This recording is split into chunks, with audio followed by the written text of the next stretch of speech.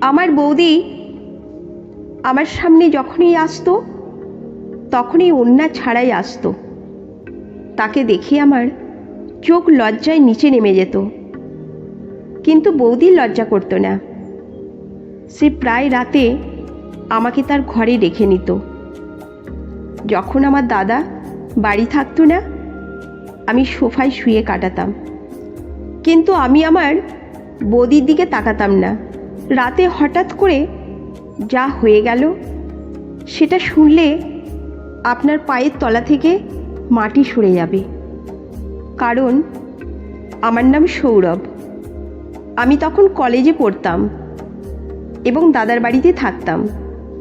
দাদা আর বৌদি আমাদের বাড়ির মধ্যমণি। দাদা খুবই ব্যস্ত মানুষ, ব্যবসায়িক কাজের জন্য প্রায় বাইরে থাকতেন। বৌদির নাম মিতা। আমাদের সবাইকে মায়ের মতো করে দেখত। প্রথম দিকে বৌদির সাথে আমার সম্পর্ক ছিল একেবারে ভাই বোনের মতো।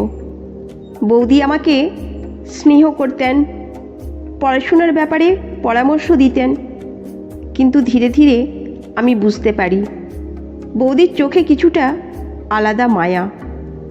দাদার অনুপস্থিতিতে বৌদি প্রায় রাতে আমাকে তার ঘরে রেখে নিতেন। তিনি বলতেন, সৌরভ, একা একা ভালো লাগে না, তুমি একটু আমার সাথে বসো।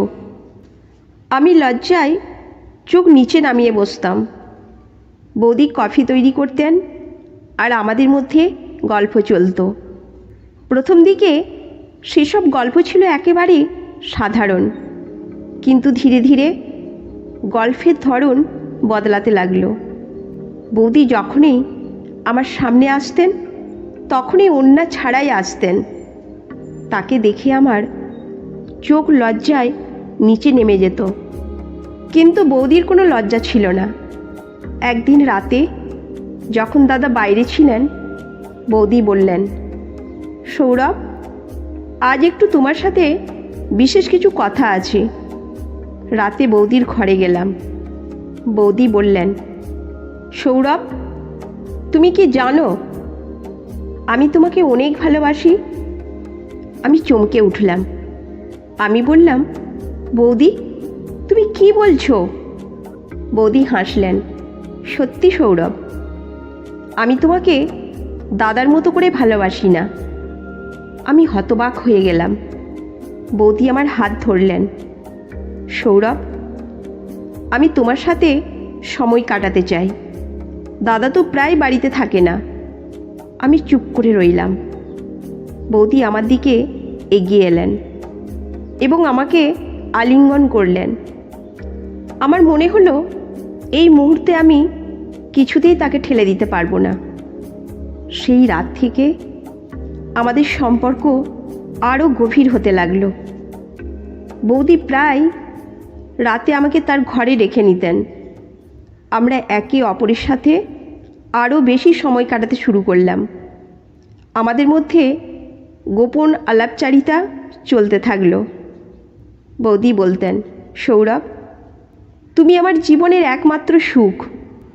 আমি জানতাম এই সম্পর্কটা সমাজের চোখে কখনোই গ্রহণযোগ্য নয়, কিন্তু বৌদির প্রতি আমার অনুভূতি এমন হয়ে ওঠে যে আমি কোনো কিছুতেই তাকে ছেড়ে যেতে পারতাম না। আমি বৌদির প্রতি এমনভাবে জড়িয়ে পড়েছিলাম যে আমাদের সম্পর্ক আরও গভীর থেকে গভীরতর হয়ে উঠল। একদিন দাদা হঠাৎ করেই বাড়ি ফিরে এলেন। তিনি আমাদের দুজনকে একই ঘরে দেখে চমকে উঠলেন। দাদা কিছু না বলেই চলে গেলেন। আমি আর বৌদি হতবাক হয়ে গেলাম। দাদা বৌদিকে আলাদা ডেকে নিয়ে গিয়ে কিছু বললেন। বৌদি আমাকে সব জানালেন না, কিন্তু আমি বুঝতে পারলাম দাদা আমাদের সম্পর্ক নিয়ে কিছু সন্দেহ করছেন। সেই রাত থেকে বৌদি আমাকে তার ঘরে ডাকলেন না। আমাদের মধ্যে দূরত্ব বেড়ে গেল। আমি বৌদির দিকে তাকাতে পারতাম না, আর বৌদিও আমাকে এড়িয়ে চলতেন। আমাদের সম্পর্কের মিষ্টি মুহূর্তগুলি কোথায় হারিয়ে গেল আমি জানতাম না। তার কয়েকদিন পর দাদা আমাকে তার রুমে ডেকে বললেন, সৌরভ, তুমি কি জানো এটা কি করছো? আমি তোমার প্রতি এরকম কিছু আশা করিনি কোনো দিনও। আমি বললাম, দাদা, আমি দুঃখিত। দাদা বললেন, সৌরভ, সম্পর্কের মায়ায় মানুষ সব কিছু ভুলে যায়, কিন্তু সমাজ কখনোই মেনে নেবে না। আমি দাদার কথা মেনে নিলাম। আমি জানতাম আমাদের সম্পর্ক কখনোই সমাজের চোখে গ্রহণযোগ্য হবে না। আমি বৌদির থেকে দূরে সরে গেলাম। বৌদি কিছু বললেন না, শুধু চোখের জলে বিদায় নিলেন। আমি দাদার বাড়ি ছেড়ে চলে গেলাম। আমি জানতাম বৌদির সাথে আমার সম্পর্ক কখনোই সফল হবে না। আমি নিজের জীবনে নতুন পথে চলতে শুরু করলাম, কিন্তু বৌদির মায়া, তার সোহাগের স্মৃতি আমার মনের মধ্যে আজও অম্লান। বৌদির সাথে কাটানো সেই মুহূর্তগুলি আমার জীবনের এক গুরুত্বপূর্ণ অধ্যায় হয়ে রয়ে গেল। যদিও আমাদের সম্পর্ক শেষ হয়ে গেছে, কিন্তু বৌদির প্রতি আমার ভালোবাসা কখনোই শেষ হয়নি। অনেক বছর পর আমি বৌদির সাথে আবার দেখা করলাম। তিনি তখনও দাদার সাথেই ছিলেন, কিন্তু আমাদের সম্পর্কের কথা কেউই জানত না। বৌদি আমাকে দেখে হাসলেন। সৌরভ, তুমি কেমন আছো? আমি বললাম, ভালো আছি বৌদি। আমরা দুজনেই জানতাম আমাদের মধ্যে যা কিছু ঘটেছিল তা শুধু স্মৃতির পাতায় রয়ে গেছে। আমরা দুজনেই জীবনের নতুন পথে চলেছি, কিন্তু সেই মিষ্টি স্মৃতিগুলি কখনোই ভুলে যায়নি।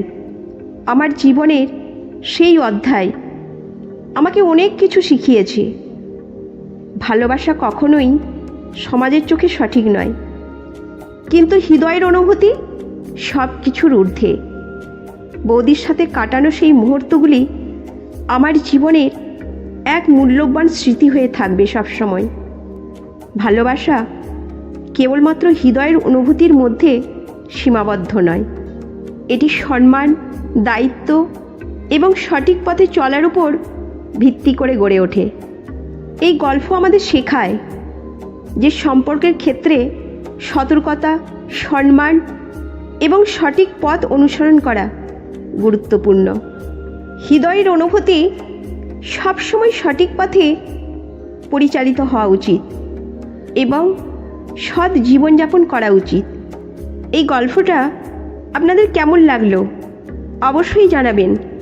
ভালো লাগলে লাইক করে একটি ছোট্ট কমেন্ট করে দিন এবং বন্ধুদের সাথে শেয়ার করতে ভুলবেন না। ধন্যবাদ।